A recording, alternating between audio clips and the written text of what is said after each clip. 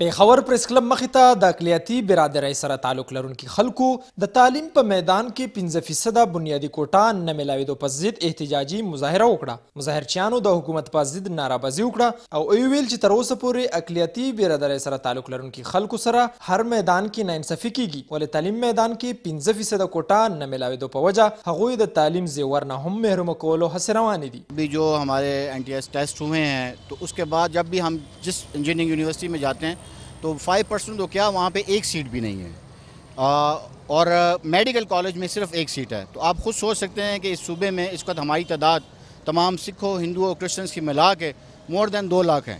तो 2 लाख में से एक सीट पे एक मेडिकल डॉक्टर, चाहे वो क्रिश्चियन आ जाए सिख आ जाए, लेकिन प्रॉब्लम ये है कि बाकी बच्चे कहाँ जाएंगे जिन्होंने FSC अच्छे नंबरों में पास किए। مظاهره کوونکو وویل چې هغوی هر دور کې مظاهره کوي خو څوک هم ورته بغیر مظاهرې نه خپل حق نه ورکوي. ډېر دی باندې پروټیسټ او ډېر پریس کانفرنس لري هر څه کړي دي خو د اقلیت همیشه आवाज دباویږي. وزیر اعلی صاحب ته درخواست وکړو، گورنر صاحب ته درخواست وکړو، کنه منل کېږي به ان شاء الله زموږ هړتالي کیمپ به لګو نو.